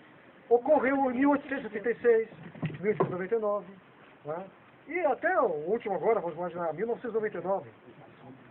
Também foi visto, só que pouquinho. Então Deus, eu não sei se mexeu na órbita do mundo, ou ia acontecer naturalmente nessa época, não sei como, mas a Terra passou num lugar que havia talvez mais quantidade desses fragmentos, pequenos fragmentos, né, do cometa. E uma região onde realmente as coisas eram importantes, o movimento adventista começa lá, tá? Então houve uma excepcional manifestação dessas estrelas cadentes. Mas é um fenômeno natural. Mas Terremoto de Lisboa. Eu não sei se correria naturalmente, muitas pessoas morreram, e Deus previu, já usou como sinal, pode ser isso. Eu não imagino Deus provocando um terremoto. Eu podia entender melhor o tanto de tsunami que ocorreu na época, varreu costas da África, nossa, assim, debaixo até... Um terremoto, é bem provável que a fissura que gerou o terremoto, ela tenha sido ativada não só na área continental, mas na área marítima. Então isso gera realmente ondas gigantescas. Né?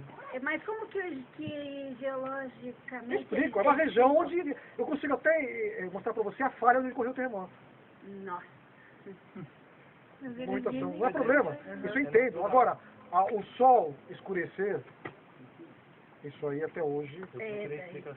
Não, você não tem contraste, tudo bem, porque foi uma ocasião que você... Então Deus, ele age de maneira natural e sobrenatural. O ateu gosta de dizer, só sobrenatural. As leis naturais é parte da manifestação do poder mantenedor de Deus. Não tudo, eu não entendo tudo. Parte. Nós não somos autômatos, eu não dei uma corda lá atrás e as coisas continuam. Quem é físico sabe que moto contínua não existe. Algo se autoalimenta. Então, o que ocorre nesse mundo, eu consigo entender muita coisa através do estudo científico. Leis naturais fixas que Deus deixou. Tanto que regula a matéria, como que permite que eu esteja vivo. Tá? Então, os geólogos físicos estudam tudo isso. Agora, Deus também age de maneira sobrenatural na nossa vida, só que os milagres são imposições. Eu tenho que apenas aceitar. Deus quer operar para a nossa razão. A maior parte das vezes. Eu tenho duas perguntinhas.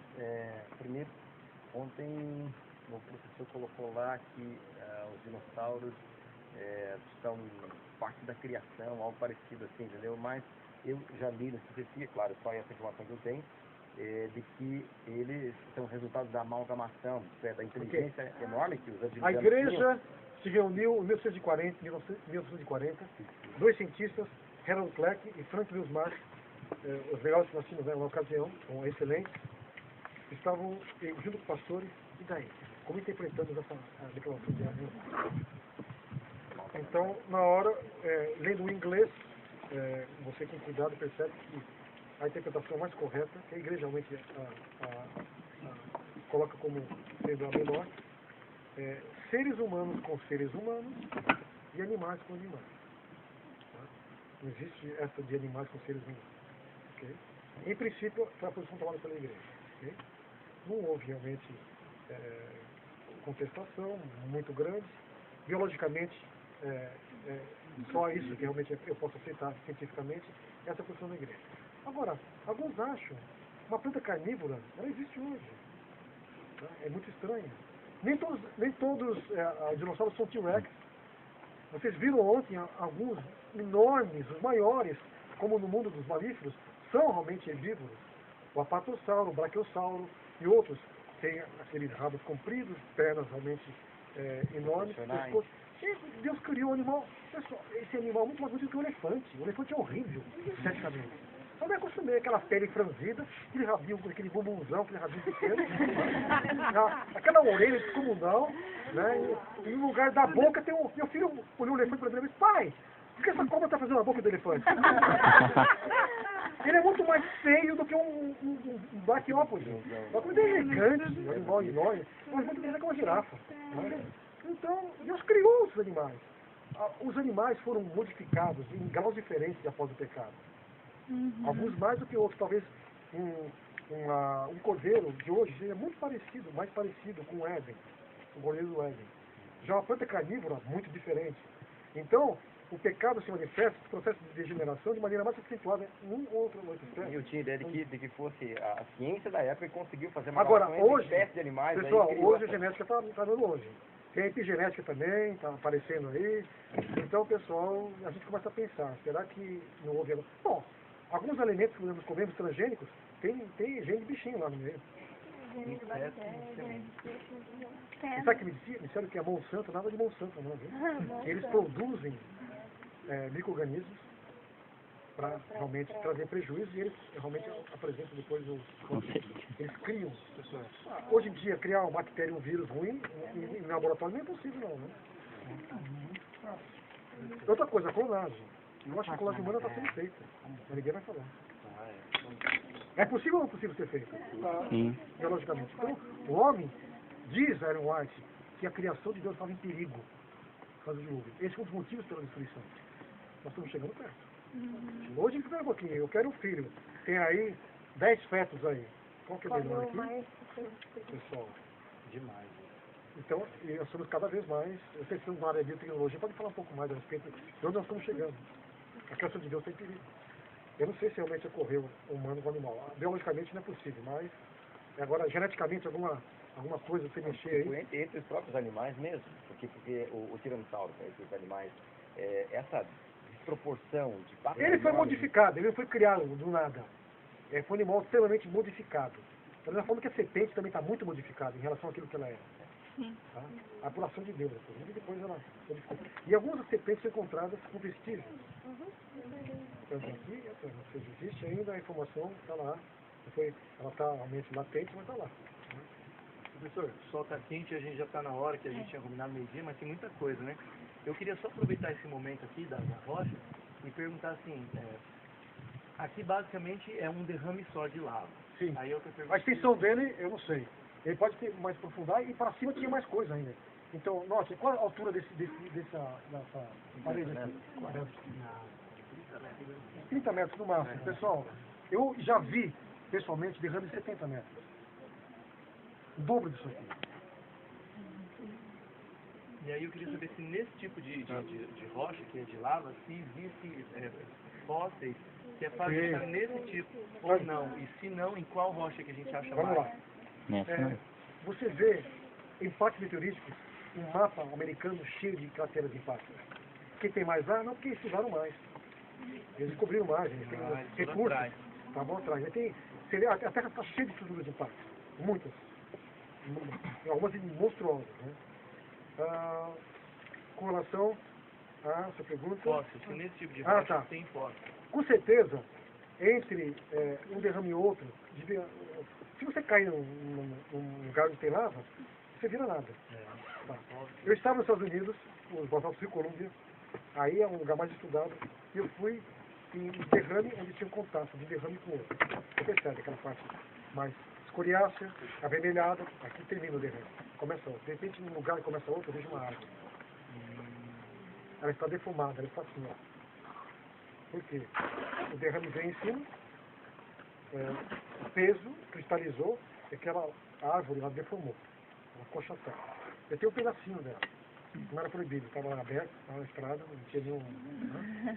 É uma madeira perfeita, só que é petrificada. Isso aqui encontra numa outra área para cá, bastante. Inclusive encontraram um prédio, eu não acredito mesmo. Cuidado, isso que é fantasia cancionista, cuidado. Aí, outro lugar, eu cheguei assim, tinha um molde. Um molde, e eu percebi, colocaram um gesso, fizeram uma... Como chama? Você tem uma visão espacial, você usa medicina. Uma maquete. Uma coisa assim. E um tronco perfeito, está vazio. Aí outro lugar, tinha uns ossinhos pequenos no buraco. Alguém colocou gesso, filhote de rinoceronte. Perfeito. O molde externo. Algo parecido com o que você vê em Pompeia. Né? A temperatura de 500 graus Celsius da cinza, o que aconteceu na hora que resfriou? 500 graus Celsius. Né? E o cinza em cima desapareceu, ficou o molde. Tá? E são preenchidos por gesso, você vê o pessoal lá morrendo, né? Em agonia. Tá? É um molde externo, uma maneira de preservar. Né? Então, não tem como ter fossilização sem ter catástrofe. Isso é rápido soterramento. O João pode dizer isso. Só que ele fala a boca para fora. Ele fala, tem esse animal aqui, ó, tem bastante. Eles estavam bebendo água, veio um lago e cobriu eles. Espera um pouquinho, formação Morrison, 1 milhão de quilômetros quadrados. Cheio de dinossauros. Tem um laguinho aqui, outro aqui, outro aqui, outro aqui, outro aqui, outro aqui. São pequenos riachos coalescentes, um do lado do outro, tudo. Olha, é apelar demais. A camada é a mesma. A rocha mesmo. A própria formação do carvão, né, em vastas florestas é fóssil. Então, essa historinha pequena, agora, como a inteligência de um geólogo, maior do que a minha, é capaz de interpretar dessa maneira. Olha a força de um paradigma. Como ele faz na sua cabeça. Como a doutrinação acadêmica pode realmente fazer você enxergar umas coisas e enxergar outras. Eu vou no campo, desde meu tempo de estudante, eu vi uma coisa e os colegas viam outra. Mas vem que isso aqui não. É o pressuposto. Ele não quer, agora, é que nem a Bíblia, isso aqui não. Você tem o privilégio de ler a Bíblia, toda ela. A natureza não realmente deixar nada, pode estudar tudo, não tenha medo. Que nem Coffin, Harold Coffin. Conheci ele pessoalmente, fizemos uma discussão juntos nos Estados Unidos. Ele fez uma descoberta científica que não está nos livros, infelizmente. Quem aqui estudou o livro Decifrando a Terra e a Geologia Geral? Tá. Qual a origem do cavalo de carvão? Você tem manguezais, zonas costeiros, você tem uma região com água, né? E uma plantação, de repente vem um vulcanismo, uma coisa soterra, em seguida realmente cresce uma nova, uma região de mangue, quem sabe, uma nova árvores e florestas, uma nova deposição, ou seja, a origem é autóctone, para o local tinha vegetação. Agora, esse cientista, ele chega no Parque de Yellowstone, que esteve lá. Florestas petrificadas. Você tem um nível de floresta com troncos verticalizados. De repente, outro em cima, o humus embaixo, né? Folhas e os troncos, vários verticais, outros inclinados. É a nítida, que olha assim, parece realmente floresta. 1, 2, 75 florestas. Para formar realmente, uma foi soterrada, segundo a visão convencional, né? Parecida com a formação dos carvões. A outra cresce, troncos com diâmetro de 2, 3 metros. Então, para cada floresta dessa, eu teria mais ou menos uns 1000 anos ou mais. Então, o pacote inteiro, não 150, 200 mil anos. Isso é a conclusão que eu chego. Aí chega um cientista, olha para lá, não, criacionista, isso aqui é coisa do diabo para me confundir. Das contas. Não existe isso. Vamos lá. Aí ele percebeu que os troncos verticais, as raízes, estavam truncadas. Devia encontrar raízes, as radículas preservadas, como estavam quebradas. Aí ele percebeu que havia um humus que não é normal em floresta. Tá? Aí ele percebeu, isso aqui foi transportado, a origem não é autóctone, é alóctone, de outro material. Mas a árvore flutua na vertical. Aí pegou a literatura. Vários episódios de grandes rios que atravessam uma floresta tropical e acabam realmente em uma enchente, removendo as margens da floresta, levando troncos. Os troncos se atritam mutuamente, perdem as folhas e acabam se flutuando na posição vertical. Você não vê porque só fica, às vezes, fica um pouco abaixo ou só a pontinha dele. Tá? Você não enxerga. Então ele viu que existia evidências. Por quê? É simples, um tronco grande, um transporte, ele vai se atritando mutuamente com outros troncos. Qual a parte mais pesada dele? A base. Qual a parte que absorve mais a água? Então, em pouco tempo, ele verticaliza, ele fica na vertical e depois na vertical. Vamos fazer experimentos no laboratório, então. Eu vou no laboratório. Está chovendo aí, né? Então, ótimo que sai água. Vamos, pegou um tanque. Aquele mesmo cientista, não foi outro, ele fez um experimento marcado lá de flutuabilidade, eu falei, é outro.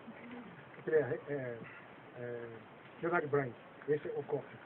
Então, ele pegou plantas, tipo de troncos ocos que ocorrem no carbonífero, né?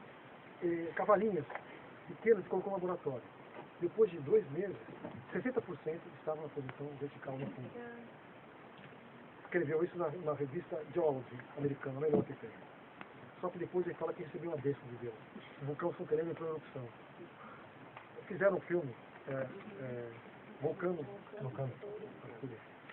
Ou foi, não, Inferno de Dante. Vulcano da Fúria, a lava entrando em Los Angeles, né? Inferno de Dante.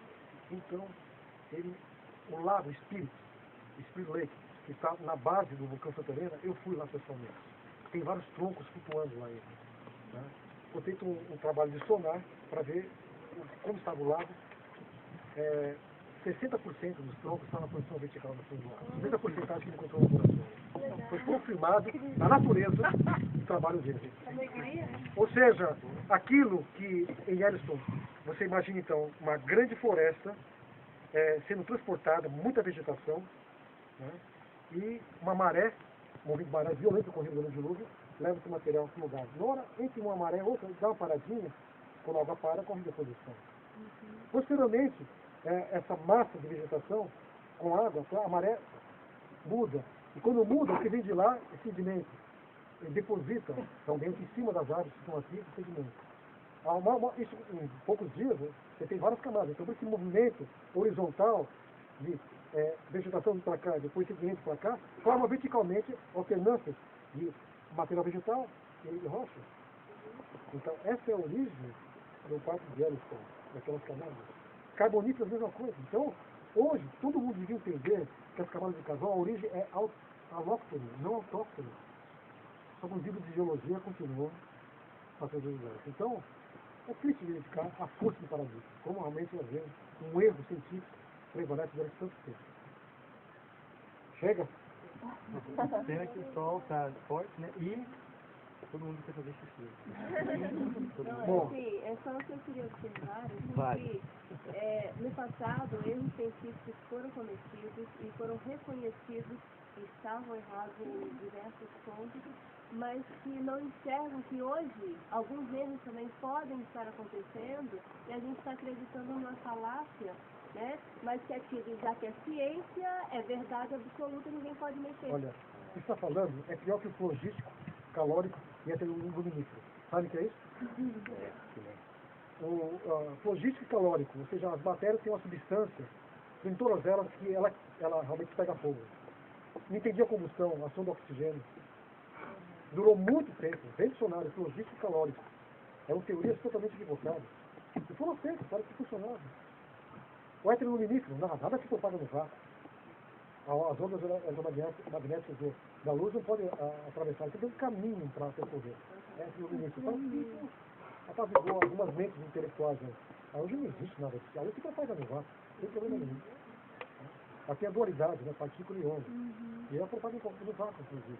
Então, só que, pior que o flogístico, calórico e o eletromagnético, erros científicos, esse erro está se perpetuando por mais tempo por causa dos fatores filosóficos que estão associados. Então, é uma necessidade filosófica de muitas pessoas aceitarem o evolucionismo. Porque ter uma filosofia ateísta é um reconhecer a Deus. Então, a evolução é uma maravilha. Os ateus se sentem felizes e confortáveis com a evolução. Mas eu falei ontem, não vou falar isso amanhã à noite, não apanho. Filósofo tem que ficar no seu lugar. Filosofia, ciência. Tá? Se quiser, a ciência realmente não evolutiva. Evolutiva não ajuda nada hoje. E o que falar para um filósofo, professor, que diz que os adventistas eles estão atrasados porque acreditam em Adão e Eva? O que a gente responde para mim?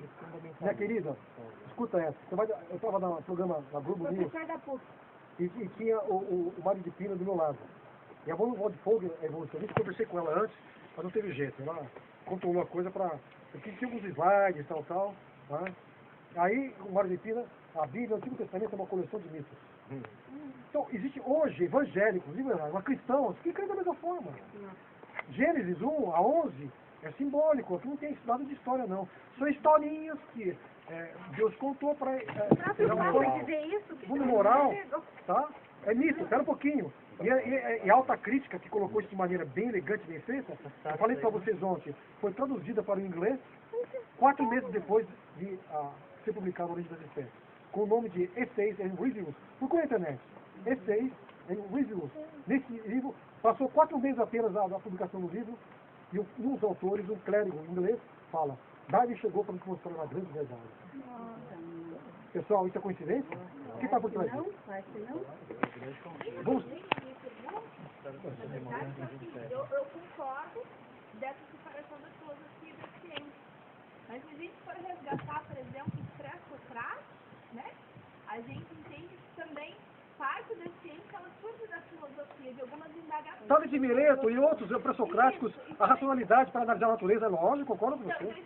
Qual é a sua opinião? Sim, a contribuição deles é inegável. Hoje, você pega a enciclopédia britânica, colocando como se introduz a ciência moderna. Não é? Sabe o que ela fala? Bom, os textos clássicos filosóficos foram perdidos. Os árabes encontraram e deram para os ocidentais em mão beijada. Isso é uma coisa boa que eles fizeram, né? Os árabes. Né? Então, esse novo debruçar sobre os textos gregos é a base da ciência moderna. Isso não é história. Se você for ver a história, sim, a herança grega nós temos até hoje. Nossa maneira de raciocinar, às vezes até um pouco prejudicial, ela é grega também. Tá? Agora, quando você pega os ambientes acadêmicos da Europa Ocidental, onde surge a ciência moderna, Alemanha e Inglaterra, você vê a influência do protestantismo, ou seja, você tem uma quebra de paradigma com a visão grega, politeísta ou panteísta. Ou seja, a natureza não é uma coisa ruim. Essa dicotomia entre alma e matéria, isso só prejudicaria a ciência. Ou seja, a natureza não é uma manifestação do mundo das ideias de segunda classe. Não, é obra de Deus. Reflete o poder de Deus, o amor de Deus. Eu posso explicar de maneira racional. Essa mentalidade não é grega. É uma quebra de paradigma. Tá? Isso vem do protestantismo. Então isso tem uma influência poderosíssima. É tanto que você vai ver Blaise Pascal, Boyle, Faraday, Maxwell, Pasteur e outros, Newton. A ciência era feita para benefício da humanidade e para a honra e glória de Deus. Essa era a motivação. Não tem nada de grego. Agora, a racionalidade grega, a maneira realmente sistemática de desenvolver o conhecimento, tudo bem, eu tenho que reconhecer. Tá? Eu não nego de forma alguma. A herança grega é positiva em muitos aspectos, mas ainda bem que em outros aspectos ela não é. Se o proteísmo tivesse continuado, a ciência não teria avançado. Com certeza. Mais alguém? Parece que nos é ensinado que o pai da ciência moderna é Descartes, entendeu? Fez parte, também. Ele coloca Deus também. Mas todas, você tem Francis Bacon, Galileu, a experimentação, Galileu, Galilei, é o pai da experimentação moderna, né? Era um cristão. Descartes também acreditava em Deus. Okay? Antes ele colocava Deus no começo, no final. Depois ele mudou e passou a colocar Deus no começo do processo. Tá? Então, nós seres humanos, presta atenção, por natureza, nós somos inimigos de Deus. Professor, é verdade. É verdade, nós somos. Que coisa estranha. Nós somos. O próprio Deus tem que atuar na nossa vida, nós não temos condições. E alguns alimentam essa negação de Deus.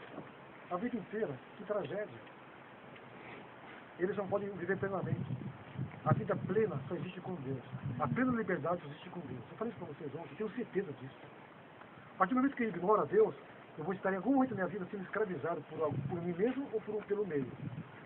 Ser amigo de Deus é proteção, para ter liberdade intelectual. Nunca se esqueça disso.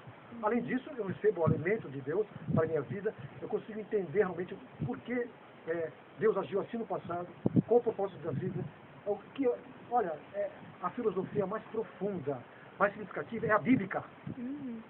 As demais filosofias verdadeiras procedem dela e podem ser associadas com ela. Fora disso, meu caro, você pode estar sendo enganado. Professor, o petróleo,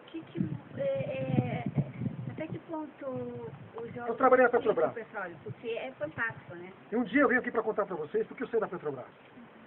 Eu Ah, de trabalhar numa plataforma de petróleo, parar de trabalhar é outra no sábado. etapa, mas é porque eu nunca tinha visto uma explicação tão assim profunda e com um nexo quando ela diz no Patriarcas que o fator ter enterrado por causa do dilúvio terra, Essa visão da Ellen White, ela se refere... toda a vegetação e os humanos, né? Ela está dizendo uma passagem em Ellen White que diz que o petróleo se incendeia, queima o carvão, surge terremotos. A geologia que nós conhecemos, de modo geral, não entende dessa maneira. Então, em algumas situações específicas, eu já fui numa camada de carvão em Price, nos Estados Unidos, onde houve combustão natural. O carvão entrou em combustão, explodiu tudo. Se na região estiver realmente o petróleo, pode acontecer, pode ocorrer realmente terremoto. Mas imagina enterrar tudo. Não, mas nem todo petróleo e todo carvão geram isso. São situações específicas que ela menciona. Mas, de modo geral, o procedimento, o processo é outro. É outro?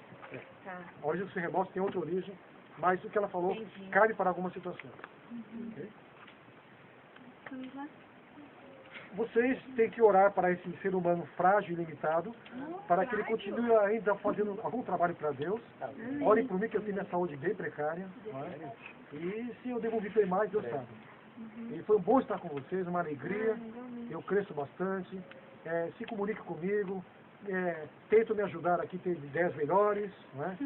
Eu acho que cada um de vocês pode fazer coisas maravilhosas para Deus. Cada um de vocês tem uma missão específica que só vocês podem realizar. Vocês são especiais para Deus. E que todos nós nos enquadremos no plano de Deus para a nossa vida. Amém. Ok? Amém. Sim.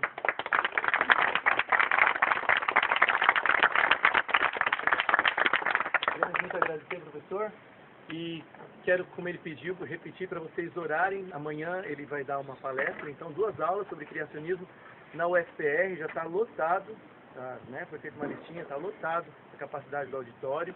Graças a Deus, professores importantes lá estão inscritos e eles são evolucionistas, muitos ateus. Um deles abriu o coração dizendo que ele tem base concreta na evolução, mas que ele tem uma necessidade espiritual e ele queria que alguém o questionasse. Então a gente tem que orar pelo professor amanhã. Orem por mim, mas não se esqueçam que ele está agindo.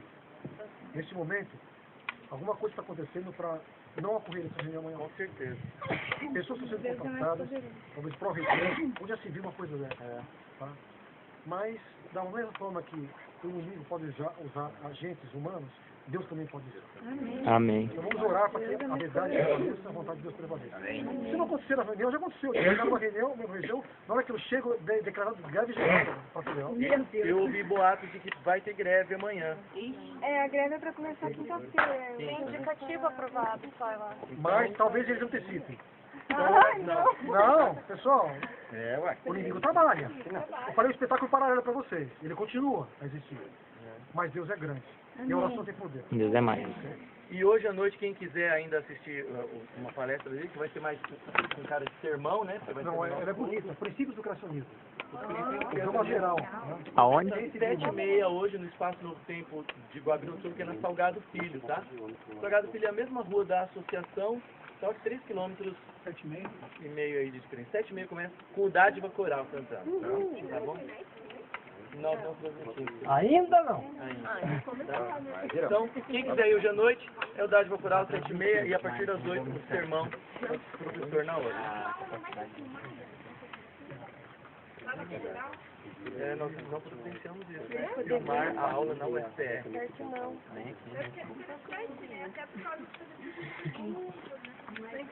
E muitos outros que Pode queriam ir conectar na eles, né, Lu? Ver alguém com o iPhone lá, deixa eu... Se eles permitem, né? Deixa eu perguntar. Temos que ver isso, tá? Vamos fazer uma oração? É pública, né? Mas... E não se esqueçam, gente, o finalzinho de 1 Timóteo é para nós hoje, tá bom? Cuidado com a falsa ciência, é aquela que nega Deus. Mantém a filosofia só, né? Descarta os Uma aspectos. filosofia equivocada. Equivocado. Filosofia boa. É, Onde ela está? tá ali. É, Ela é filosofia, uma ó. filósofa. Vamos falar com Deus? ótima. Senhor Deus, nós louvamos o Teu nome por esses momentos tão gostosos que tivemos aqui, que reforçam a nossa fé. Aprendemos muito ao imaginarmos a grande catástrofe que ocorreu na ocasião do dilúvio, ao ver a Tua misericórdia ao permitir que algumas pessoas se salvassem, a Tua misericórdia em nos avisar de que nós teremos um segundo juízo dessa natureza, e nós queremos estar sempre, Pai querido, firmados na verdade, no que é santo, no que é puro, no que é bom. Amém. Ajude-nos a sermos bons estudantes, brilhantes acadêmicos, se for o caso, mas bem firmados na verdadeira ciência. Amém. A ciência da salvação, a ciência da redenção do Senhor. Peço que o Senhor abençoe o professor Naor, Amém. nesse seu ministério tão especial que nós precisamos tanto. Que o Senhor abençoe também a cada um de nós, os professores, os alunos do 3º ano que vão encarar a faculdade, essa nova geração que está crescendo, influenciada pela mídia evolucionista, ateísta.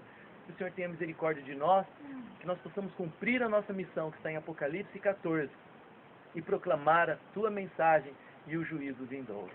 Amém. Nos abençoe e nos enche com Teu Espírito, te pedimos em nome de Jesus. Amém. Amém. Valeu, gente. Deus abençoe vocês. Passou rápido.